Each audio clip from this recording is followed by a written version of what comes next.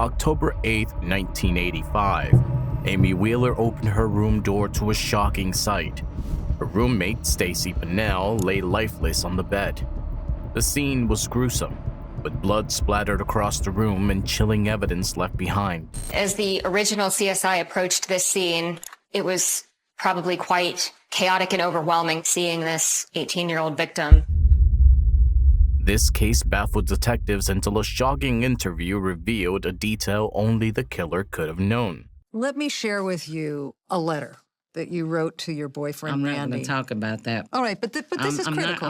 I am not going to talk about that. I just will not talk about that. In this letter to your boyfriend, you say, well, Randy, I killed her. I didn't mean to, but I did. It was an accident. Why would you write that to your boyfriend if that weren't true? They told me to say that because they said if I said I did it in self-defense that they would help me. I can understand why that would be confusing to people to understand. Confusing isn't the word I would use. It's hard to believe. But just as justice seemed within reach, the case grew even darker. I have decided to speak with you today because I want my side of the story to be told. I did not kill Stacie Diane Pannell. What happened then when you sat down with him? I came in and he just started with a normal set of questions like, tell me your name, how old you are, that kind of thing. Not even necessarily me, just somebody. They had to get somebody on this crime. Investigators say you confessed to killing Stacie Pannell, that you walked them through the crime step by step. No, ma'am, that's not true. What's in it for police? They had pressure from the school to solve the case. They needed to find somebody and they need to find them now. Questioning lingered on whether the entire story of that night was a carefully constructed lie or a dark truth. With multiple suspects and one insisting she was framed, the search for the real killer continued to haunt everyone. A call came in from Northeast Junior College that a young lady had been found in the dormitory and she was deceased. Police reached the scene at around 2:30 a.m. and found 18-year-old Stacie Pannell lifeless in her bedroom. Her body lay in a strange position, her left leg resting on the bed while her right foot touched the floor. Stacie Pannell's body was nude from her top down. There was a pair of panties around one leg. There was blood around her head and on the bed, on the headboard. The initial sight painted a grim picture. A pillow had been placed over Stacie's head, and the left side of her skull showed severe trauma. Blood splattered across the room, staining walls and even the ceiling. Some of it had reached up to 9 feet where Stacie's body was found, indicating a violent attack. There was a tremendous amount of blood on the walls, the ceiling, and the floor. Her purse was still in there. There was nothing taken, so we kind of ruled out robbery. As officers combed through the room, they noticed a drill rifle lying on the floor. It was wrapped in a towel, with blood on its stock. The next discovery would only intensify the mystery behind Stacie's death. Someone had broke in to her room close to the head of her bed. It was a small screened window, and it was missing a piece of screen. It had been cut. This rifle was significant. Stacie had once used it during parades with her high school's marching band, and that very object now looked like a potential murder weapon. One rifle, which was lying on the floor. It had a lot of blood on the stock, which appeared to be smeared, and around the barrel was a towel. When forensics experts arrived at the scene, their minds immediately raced with questions. One detail stood out: a hole in the window screen of Stacie's room. But the hole was too small for an adult to crawl through. The window itself was high off the ground, making it unlikely that anyone could have entered that way. As the experts dug deeper, the more baffled they became. It felt like the crime was designed to defy logic. Adding to the confusion was the missing piece of window screen, which only deepened the mystery. Forensic analysis revealed something surprising. No traces of male biological material were found on Stacie's body. This contradicted the initial theory that suggested an intruder. The pathologist soon confirmed that the wooden drill rifle was, without a doubt, the murder weapon. It had been used to repeatedly strike Stacie in the head, swinging it like a club or a baseball bat. She died of multiple blunt traumatic blows to the left side of her skull. There were at least 3 blows. Every new clue only made the truth harder to piece together. The lack of defense wounds on Stacie suggested something chilling, that she might have been caught completely off guard, unable to defend herself against the attack. Crime scene investigators collected every piece of evidence from Stacie's room, but back then, DNA analysis wasn't a common tool. So they couldn't analyze the blood samples or other potential biological traces. Each clue they found only added to the growing confusion. Worse still, no fingerprints were found on the murder weapon. It seemed the perpetrator had carefully wiped it clean with a towel. With so little to go on, the detectives clung to the hope that something in the room would eventually point them to Stacie's killer. Determined to find answers, they decided to take fingerprints from anyone who might have had access to the woman's dormitory. It was a long shot, but in their eyes, it was worth trying. Police began interviewing hundreds of male university students, asking them to voluntarily provide their fingerprints. They also collected prints from all male staff members. But there was a major hurdle. Only female students lived in the residence. To enter the building, men needed a special key. The only way they could gain access was if a resident or college employee let them in. The problem was that female students often invited their boyfriends or male friends over. This meant officers had to spend a lot more time collecting fingerprints from a wide range of individuals, with little certainty that it would lead them any closer to the truth.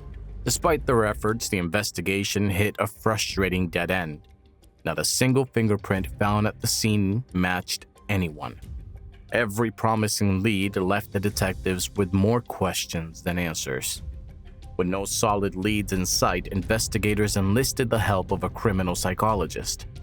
The psychologist crafted a chilling profile of the killer. A man aged 20 to 24, with a strong build and no prior criminal record. According to this profile, the crime appeared to be spontaneous rather than premeditated. The killer had seized an opportunity when it presented itself. This theory cast more doubt on the possibility that the attacker had entered through the window. The hole in the window screen was simply too small for a large adult man to squeeze through. Determined to dig deeper, officers shifted their focus to Stacie's boyfriend, Tommy Osborne. On October 7, 1985, Stacie attended a marching band training session after school and then met up with her boyfriend, Tommy Osborne. Later that night, they went to a campus party together. Police were suspicious of him since he was one of the last people Stacie interacted with. They conducted a thorough search of his room in the boys' dormitory, hoping to uncover any evidence that could link him to the crime. Investigators faced a tough challenge in trying to determine if Stacie Pannell's boyfriend, Tommy Osborne, had any motive for her murder. According to Stacie's friends, the couple rarely argued and had no major conflicts. This made Tommy seem unlikely as a suspect. However, a key piece of information soon came to light, offering investigators a new lead. Stacie's parents revealed that before college, Stacie had been in a long-term relationship with a man named Ben Cox. Even though Ben had hoped to marry Stacie, she had ended things just a few months before starting college. This detail added a new layer to the investigation. The statements that we were getting from the girls is that he had come over there to try to see her and she would be gone. They said that Stacie wanted to be able to go out with whoever she wanted to. He told me that he just didn't want to take no for an answer. He tried to give her an engagement ring. He wouldn't take the ring back. He just kept sending it back to her. giving the detectives hope as they tried to piece together the puzzle of Stacie's tragic end. Even after Stacie left for college, Ben continued to pursue her. However, Stacie remained firm in her decision to end the relationship. Ben's inability to move on opened up a new lead for investigators. It had potential, but there was no clear evidence tying him to the crime. Yet, with this new lead, detectives wasted no time. They brought Ben in for an interview, hoping to uncover something that could point them closer to the truth. They called me and set up a meeting to clear up some stuff, and they just turned on me. They said that they had found hair samples of mine, and they were telling me all this stuff to make me say that I had something to do with it. Ben claimed he was asleep at home the night of October 7th, 1985, the night Stacie was murdered. His mother backed up his alibi, saying he went to bed around 11 p.m. and stayed home the following morning. My mother worked 3 to 11 shift at the hospital. She was a nurse. She remembered opening my door and seeing me there and on my bed asleep. Despite the alibi, investigators couldn't shake the thought that Ben might have left the house unnoticed. They considered the possibility that he could have traveled to Stacie's college, committed the murder, and then returned home without anyone noticing. Ben agreed to take a polygraph test, hoping it would clear his name. I didn't even get my name right on a polygraph test. And I'm listening to this guy up in my face telling me, you know what the punishment for capital murder is? And I thought, these people really think I done this. Unfortunately, the results were inconclusive. The polygraph operator couldn't determine the truthfulness of Ben's statements. A second interrogation produced the same uncertain results. Suspicions surrounding Ben grew, but without solid evidence, detectives couldn't definitively link him to the crime. Experts tried to match the hair found on Stacie's bed to Ben's, but the limitations of DNA analysis at the time prevented them from reaching a conclusive answer. Ben became a prime suspect, yet Stacie's family refused to believe he was capable of such violence. They remembered him as kind and attentive, someone who had always treated Stacie well. The lack of concrete evidence left police unable to charge him, and the search for answers continued, filled with uncertainty and dead ends. As the investigation dragged on, detectives revisited the case files and stumbled upon a crucial detail that changed everything. While re-examining the cut in the window screen, they noticed something shocking. It appears to me the screen was cut from the inside. You could see where a sharp object was inserted because the fibers of the screen were pointing outward rather than inward. The fibers were pointing outward, which suggested the killer had already been inside the room. This small but significant clue cast doubt on the idea of a break-in. If the killer hadn't entered through the window, it must have had a key or gained access through one of the residents. However, this seemed unlikely, given the guard stationed at the entrance who monitored everyone coming and going. Months passed with no breakthroughs. The case seemed to stall. But during this time, another chilling possibility emerged. The serial killer had been roaming nearby around the time of Stacie's murder. In 1993, investigators uncovered a disturbing connection to another murder. Charles Ray Crawford, a man who had attacked a girl just 40 minutes away from Northeast Mississippi Community College, the same school Stacie attended. What was even more unsettling was that Crawford had entered his victim's home by cutting a hole in the window screen, just like Stacie's case. The parallels between the two cases were impossible to ignore. Crawford, who was arrested in 1993 and sentenced to death, now loomed large in this already tangled mystery.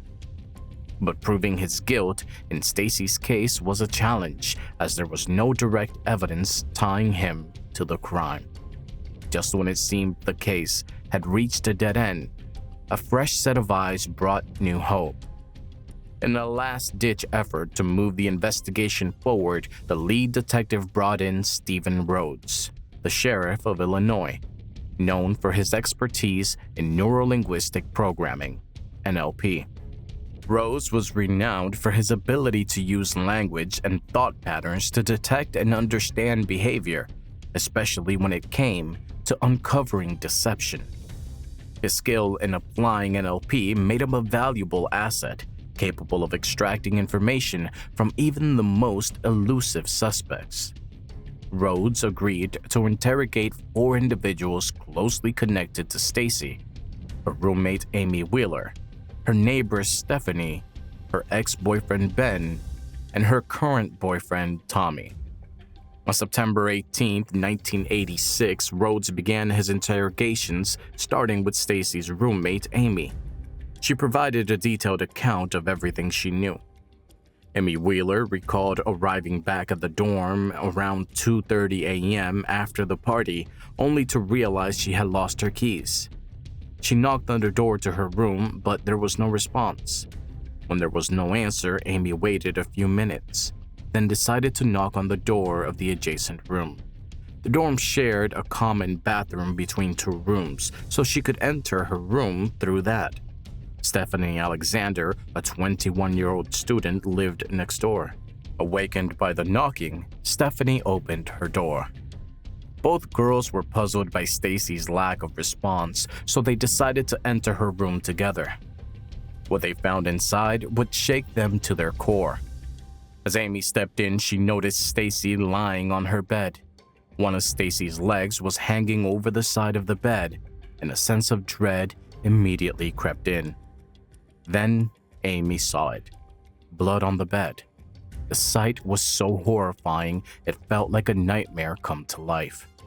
Shock washed over her, and she quickly ran out of the room to get help. The first thought in my mind was, I'm gonna run outside and get help. But then I thought, what if someone's out there, they're gonna hurt me? I went to the friends upstairs, I banged on the door, and I told them that someone killed her. And that is when they realized the campus had changed from a place of learning to a maze of horror. Rhodes carefully listened, analyzing her words and behavior, but found no reason to doubt her statements. Amy's story seemed consistent, and her demeanor appeared sincere. Next, Rhodes turned his attention to Stephanie. At the early stages, she was being very honest. Her body language was expressive. But then she started to talk about the time when the murder might have happened. She explained that she had taken codeine tablets, an anti-inflammatory pain medication, and gone to bed around 12:30 a.m. Stephanie recalled hearing Stacie and her friends returning to the dorm and talking loudly, which led her to ask them to quiet down before falling asleep. At first, Stephanie's story seemed straightforward, but Rhodes' instincts told him something was off. His relentless questioning began to peel back layers, and soon, a startling truth emerged. I asked her to start at a certain point in the day and walk me through your activities throughout the entire evening. At the early stages, she was being very honest. Her body language was expressive. But then she started to talk about the time when the murder might have happened. All of a sudden, there was a little red flag. Going, wait a minute, something's wrong here. Her whole style of communication changed just dramatically. She wasn't answering the question anymore. The things she was saying weren't true. She was lying about what she was doing. She was hiding something. Whatever it was, I just wanted to get to the truth. In a shocking twist, what was meant to be a routine interrogation took an unexpected turn, leading to a confession no one saw coming.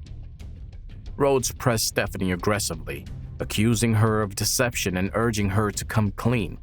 Despite Stephanie's insistence that she was telling the truth, Rhodes' relentless questioning finally broke through.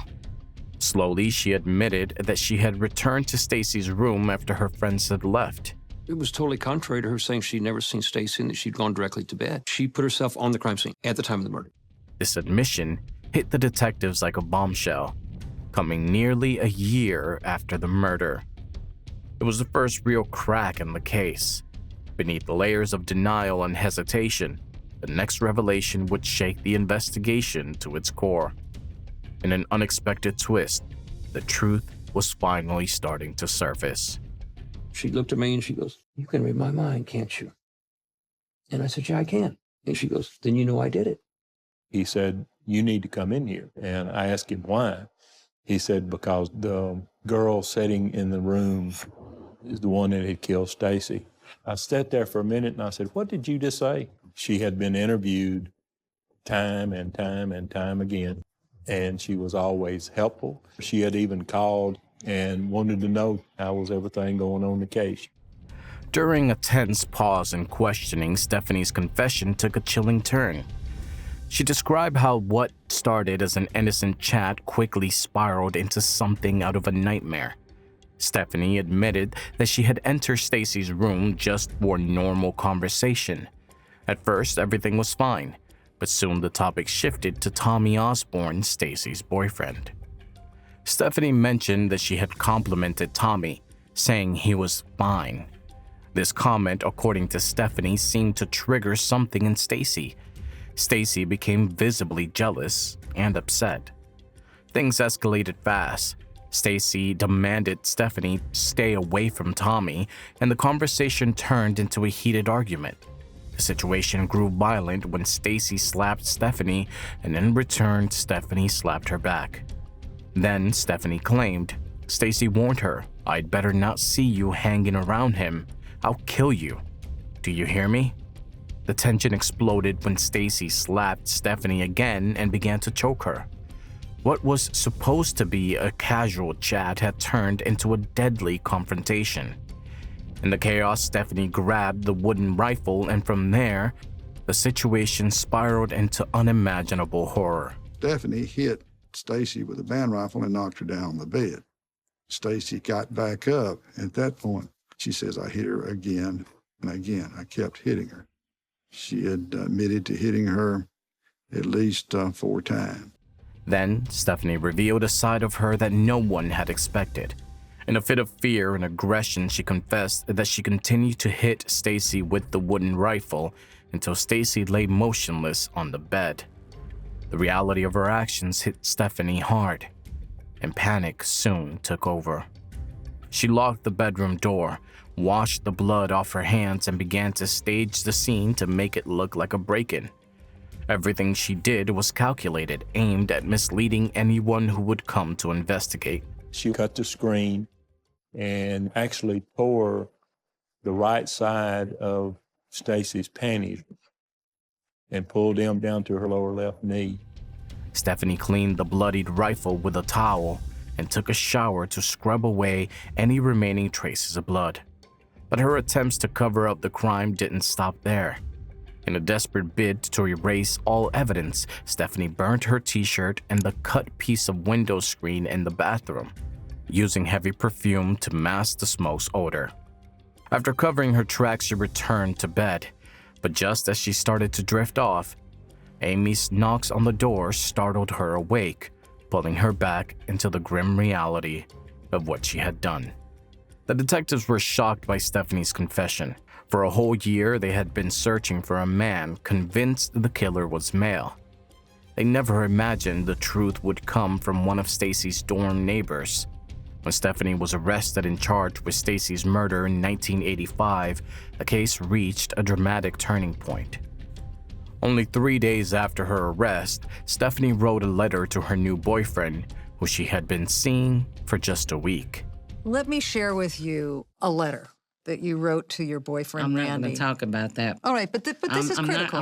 I am not going to talk about that. I just will not talk about that. In this letter to your boyfriend, you say, "Well, Randy, I killed her. I didn't mean to, but I did. It was an accident." Why would you write that to your boyfriend if that weren't true? They told me to say that because they said if I said I did it in self-defense that they would help me. I can understand why that would be confusing to people to understand. Confusing isn't the word I would use. It's hard to believe. In the letter, she claimed the murder was an accident. She explained that she had taken energy pills that day, which had affected her judgment. Stacie said she didn't remember the actual murder, but had been haunted by nightmares ever since. But the story took another twist. Stephanie then claimed that Stephen Rhodes, the detectives, had used his interrogation skills to hypnotize her and implant the confession in her mind. How come you told him that stuff if it wasn't true? I was scared. Scared of what? What they would do to me. Stephanie insisted she couldn't have done it. She accused the police of taking advantage of her vulnerable state to close the case. According to her, the energy pills had made her an easy prey for Rhodes' influence.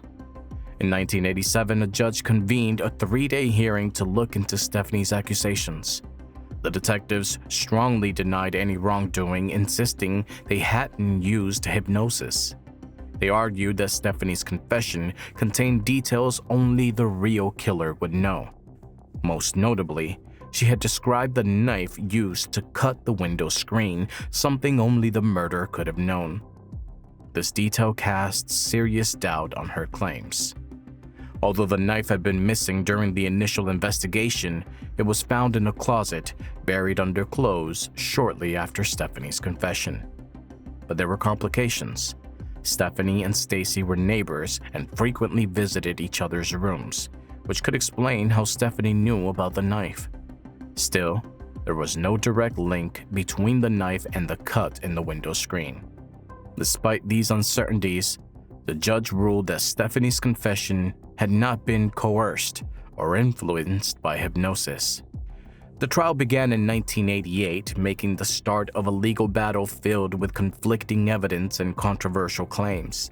He argued that Steve Rhodes comes in with his neuro-linguistic interrogation technique, which they said also was a form of hypnosis, that Steve Rhodes suggested details of the crime to Stephanie. Stephen Rhodes took the stand for the prosecution, claiming that lie detection could be done through subtle eye movements. However, Stephanie's lawyers quickly disputed this, arguing that such methods lacked scientific validity and should be considered inadmissible in court.